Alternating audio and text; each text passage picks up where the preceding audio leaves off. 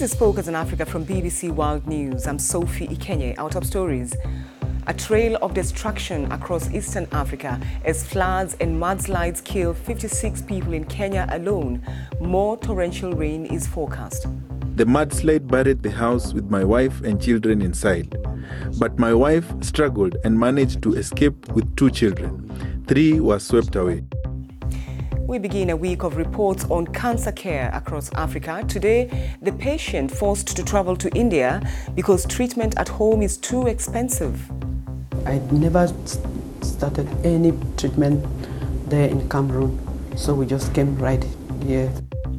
Human rights investigators accuse one of the largest private employers in the Democratic Republic of Congo of serious abuses. Also in the program, Life on the Road. We meet the Ethiopian who can take his home anywhere. And who's favorite to win this year's CAF Footballer of the Year award? Find out in sports.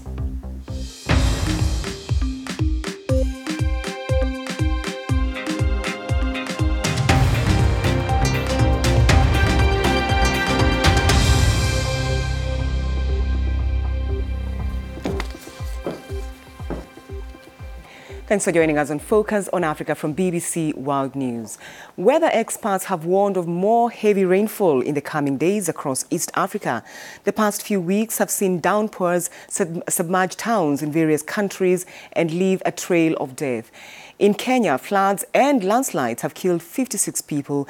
Areas in the north and south of the country are among the worst hit, with West Pokot the epicenter of the current heavy rains. Now, thousands of people have fled their homes in what some local residents have described as their worst disaster in memory. The BBC's Victor Kenani reports from Nairobi. The aftermath of 2 days of heavy rains that caused several landslides in Pokot County in northwestern Kenya. Homesteads on the hilly slopes swept away in the Saturday night disaster. On the ground, Kenya Red Cross officers and police helping collect bodies retrieved from the area. Those who survived still reeling from shock. I walked in the house only to find it filled with water. The children were sleeping on the floor. I pulled them aside when I reached the door and I saw an electric pole falling towards our house. I went back inside. I could see the house being swept away. I managed to escape to higher ground and stayed there till morning. I don't know how and what happened to our house. We have lost 3 children in our family. It rained so heavily and the mudslide buried the house with my wife and children inside. But my wife struggled and managed to escape with 2 children. 3 were swept away. The heavy rains have left many parts of the remote area flooded and inaccessible. Roads remain impassable. Bridges washed away. Rescue efforts have been ongoing with the Kenya Army deployed to the area, and a multi-agency team is offering humanitarian aid, hoping to prevent further loss of lives. It's a frustrating effort as more rain continues to pound the area. The place they were living and the place the bodies are being recovered are a distance because they were swept away and the bodies we are finding are badly mutilated. The major challenge we have is bad weather. We have places we can't even land the helicopters, and some sections of the road are impassable. The Kenya Meteorological Department says the country is experiencing a heavier than usual rainy season and has warned of landslides in highland areas. Torrential rains have inundated large parts of East Africa, with Somalia and Sudan having entire villages submerged. Victor Kenani, BBC News, Nairobi. Well, Dr. Asha Mohammed is the Kenya Red Cross Society Secretary General Designate. Thank you for taking time to talk to us on Focus on Africa. We'll talk about the region in just a moment. But first, your team is on the ground in West Pokot. What is the situation? It's an unfortunate situation, really dire, because, of course, the needs are great. Unfortunately, the rains continue, so making it very difficult even to access some of the parts. So we continue with search and rescue and evacuation efforts, as well as supporting those families that are now displaced to be able to move to higher grounds. You recently received some funding. What has that money helped you? What has it helped you manage to do?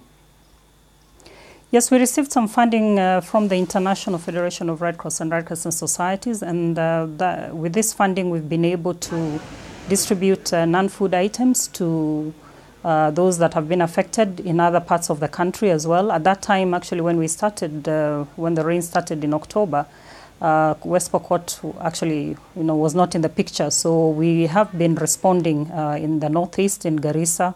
We've also been responding in some areas in West Kenya and also in the central part of Kenya. So, and we've been providing also hygiene support where, water treatment as well as hygiene promotion to ensure that we can minimize the outbreak of waterborne diseases. Who is helping you with the psychological impact that the residents there have had to experience, really? As Kenya Red Cross, we have counsellors, so they are on the ground. We have teams on the ground that are supporting with the psychosocial support. But also there is also the Ministry of Health that also has deployed teams on the ground. So we are working very closely together to ensure that we can support those affected. All right, so quite quickly, around 5 countries in the wider East Africa have also been affected by these floods. Which has been the worst hit and what are they doing? Well, from where we sit, we work closely with the International Federation of Red Cross that actually does the coordination. So as we know, I think Djibouti is also one that has been affected very much, especially in the urban centers. And they get their support, of course, from the International Federation. Dr. Asha Mohammed, thank you for bringing us up to speed on that story. Thank you for having me. Thank you. Now, the annual Tegla Lorupe Peace Race, scheduled for Saturday the 30th, has been called off due to these heavy rains. The race founder, former marathon record holder Tegla Lorupe, and her Peace Foundation will now focus on rescue efforts as they wait for the area to be declared safe by the Kenya Meteorological Department. Let's now take a quick look at other stories making headlines across Africa. Residents in the town of Beni in Eastern Democratic Republic of Congo have stormed a UN peacekeepers camp in protest at what they see as the failure of the authorities to tackle a militia group, that's the ADF, which has killed dozens of people in the region. Overnight, 8 people died in another attack. Locals also set fire to Beni's town hall. Still in the DR Congo, an investigation is underway into the cause of a plane crash in the eastern city of Goma. Officials say at least 24 people were killed when the small passenger plane crashed a minute after taking off for the town of Beni on Sunday. There are reports of possible engine failure. Now, on the International Day for the Elimination of Violence Against Women, South Africa's President Cyril Ramaphosa has urged men to abandon sexist and patriarchal attitudes, which he said were the root of gender-based violence. Nearly 3,000 South African women were murdered by men last year. At least 100 rapes were reported each day. This week, the BBC starts a new series on cancer in Africa. We'll be looking at access to treatment as well as individual stories from across the continent. Africa faces several challenges when it comes to treating cancer. Well over 1 million people were diagnosed with the condition last year. The main cancer killers include uterus, breast, and liver cancer. And while survival rates are improving, there are significant disparities in countries like South Sudan and Somalia, where health infrastructure is weak. And today we'll focus on the cost of treatment and medical tourism. Many cancer patients from all over Africa travel abroad in search of treatment. According to the World Bank, Africa loses about $1 billion every year because of this practice, which is mainly driven by the lack of capacity and quality of healthcare available on the continent. Well, the BBC's Rhoda Odhiambo reports. India attracts people from around the world for different reasons. Its enchanting culture, distinctive food and tourist attractions. But in recent years, it's been drawing visitors for a different reason. That's healthcare. A lack of access to proper cancer care has driven thousands of patients from Africa to seek cancer care in India. 59-year-old Esther Wafo is among them. She relied on crowdfunding to help her relocate to India to access the treatment she needed. The diagnoses were not really specific, When we came, we had to redo the test so as to get the diagnosis. Esther was diagnosed with stage 4 gallbladder cancer that had spread to the liver this year. After inconclusive tests in Cameroon, it was a race against time. She's been receiving treatment in Delhi for the past 6 months. When they diagnosed it, I did not take any treatment. They just gave me some painkillers just to be cooling down the pains. I never started any treatment there in Cameroon. So we just came right here. Her oncologist, Minu Walia, did some tests and was able to determine what was ailing her. It is something that really makes your heart cry. I mean, imagine traveling such a long distance, and that too in this state, in the hope of getting better treatment. I mean, hats off to these people, hats off to the courage of these people. Whereas most African countries and the developing world have been slow to build a strong health infrastructure, India is the exception. Its cutting-edge technology and skilled manpower have established the nation as a hub for cancer treatment, and patients who can afford to are leaving home and heading to hospitals in India where the costs are significantly cheaper. When you have a higher demand for goods and services like that, you have the capacity to negotiate at a better rate. These guys are buying in bulk, and so they can talk to the pharmaceutical companies to, produce at this rate. They have the bargaining, the negotiating power, which we might not have in this part of the country. According to India's tourism ministry, Nigerians, Kenyans and Tanzanians topped the list of Africans seeking treatment there last year. Africa is grappling with a severe shortage of healthcare professionals, made worse by weak health infrastructure and inadequate funding. That leaves cancer patients like Esther to look elsewhere. But if India presents a solution to some people, it's only for those who can afford it, and there are millions of others who are priced out of it. Rodo Diambo, BBC News.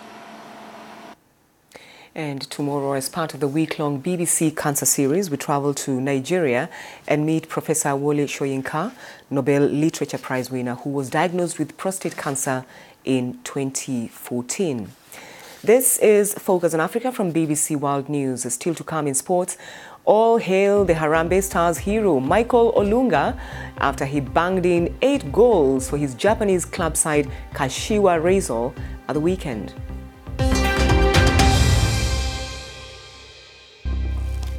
I'm Sophie Ikenye and you're watching Focus on Africa from BBC World News. Now, a company partly owned by the British government has been accused of a series of environmental and human rights abuses in a damning report published today. Human Rights Watch made the accusations against palm oil producer Feronia, which has plantations in the Democratic Republic of Congo, among them Equator, Mongala and Shopo. It says the company has been dumping industrial waste directly into the rivers used for drinking water, paying some of its workers less than $2 a day and making them work in dangerous conditions. Feronia disputes the allegations and says its operations have improved since the UK's investment. Well, the BBC's Catherine Biaruhanga has more. For more than a century, palm oil has been produced on the banks of the Congo River. But these areas are cut off from infrastructure and investment. We visited last year. It took 2 days from the nearest city. This is one of 3 plantations owned by Feronia. In 2013, the business was close to collapse.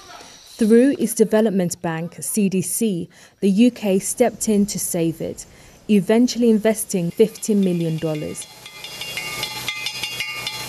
It hopes Feronia will improve the economy and lives of people here. But Human Rights Watch have been investigating the company for more than a year now, and the allegations in this 95-page report are detailed and damning. Take a look at this. Human Rights Watch says this is untreated waste from Feronia's Lokoto factory pouring into the Congo River.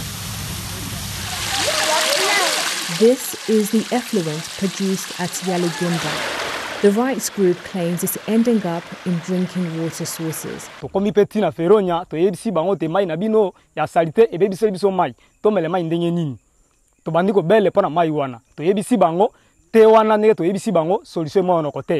Responding, Feronia told the BBC they have invested considerably in access to safe drinking water, with 72 boreholes built or refurbished. But it's not just the environment the company is accused of damaging. The report says pesticides used to spray trees are dangerous, that workers aren't given proper safety gear, and it's affecting their health. Il n'y a pas les affaires pour venir nous approcher à titre de baise. Si les femmes viennent pour vous baiser, vous dites non, écartez, puisque je suis déjà en terre, je suis en terre.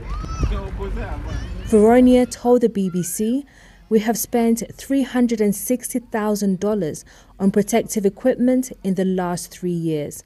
Workers have been trained on its use, and a no PPE, no work policy is now in place." But does having a job improve the lives of workers? Human Rights Watch says barely. Here, a worker shows their team his company accommodation. The report says most of Feronia's workers earn less than $2 per day. It's even worse for women, who are paid just 35 cents. Families told Human Rights Watch they can barely eat on these wages. We suffer a lot. We have very irregular meals, cassava leaves, palm nuts. There is not much to eat. Feronia disputes these allegations and says employees are now paid substantially above the minimum wage for agriculture in the DRC, and the average worker earns $3.30 per day. CDC is Britain's development bank and has a 38% stake in Feronia. They welcomed the report but said, Feronia has come a long way since our initial investment in 2013. Since that time, $10 million has been spent on medical and educational facilities, clean water provision and housing. The DRC is an incredibly hard place to do business, and Human Rights Watch is very critical of the lack of oversight from the Congolese state. If these allegations are true, it seems European taxpayers' money has been harming communities it was meant to uplift. Catherine Biarhanga, BBC News.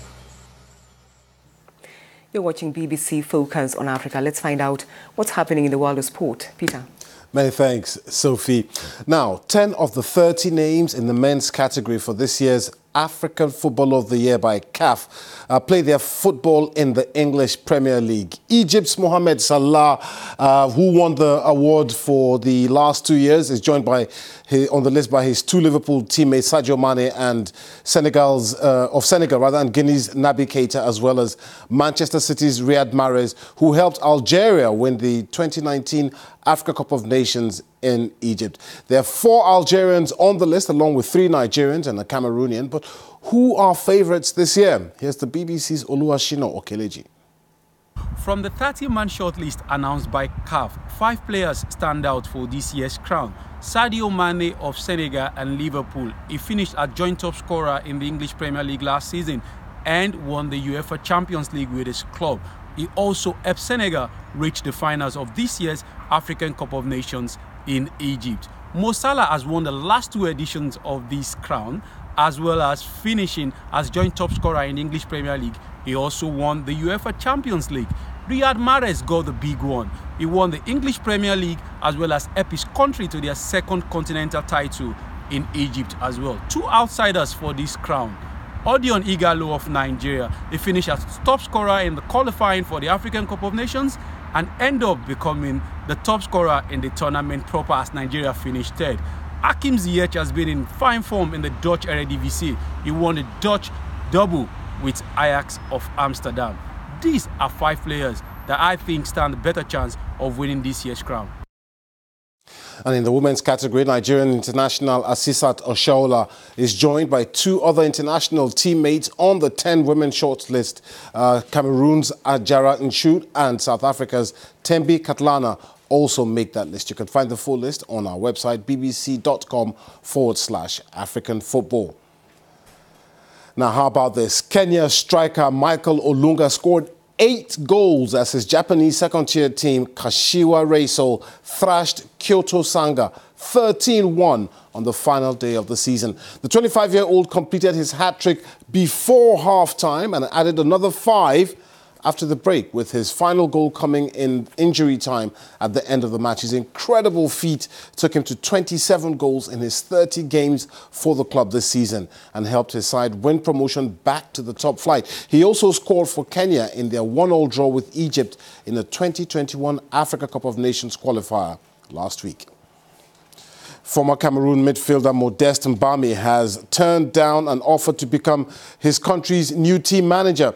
The 37-year-old retired in 2016, and Cameroon's Football Federation wanted him to succeed Salomon Olembe, who worked under former head coach Clarence Seedorf at the 2019 Africa Cup of Nations. But the former Paris Saint-Germain and Marseille midfielder said his appointment was made by Fecafoot without prior consultation. Mbami, who was capped 38 times by his country, also says the poor treatment of former players in the same role contributed to his decision.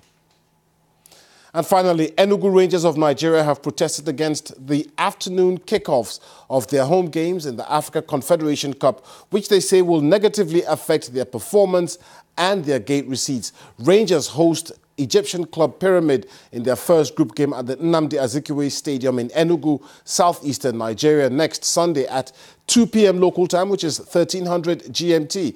But the Rangers general manager says playing on an artificial pitch in the heat of the afternoon will be punishing for his team. He suggested a 4 p.m. kickoff rather. Sophie, that's your sports. Thank you, Peter. Thank you. Now, just imagine being able to take your home anywhere you go. It's quite possible. Abinet Tadesse is an Ethiopian lorry driver who loves spending time in his truck, but he also needed somewhere to live. So he came up with a creative solution and built a 2-story, 3-bedroom house in his truck. BBC Africa's Yadeta Barhanu went to have a look. I liked eating and spending time in my car. That's what inspired me to build a house on this truck. My name is Abinet Tadesse. I am an inventor and a garage owner. The house has 8 rooms, 3 bedrooms, 2 living rooms, and 3 bathrooms. This truck was formerly a freight transporter. I started building the house in my garage. It took me nearly 3 years to finish. This house is different because I can take it anywhere. Living in such a house is different. I'm very happy to have implemented my ideas and invested them on my property. There's no greater happiness than living in what you've built yourself. I'm not really sure about that. Let's remind you now of the main story here on Focus on Africa. Weather experts have warned of more heavy rainfall in the coming days across East Africa. The past few weeks have seen downpours submerge towns in various countries and leave a trail of destruction. In Kenya, floods and landslides have killed 56 people. Areas in the north and south of the country are among the worst hit, with West Pokot at the epicenter of the current heavy rains. That's Focus on Africa for now. Thanks for your company.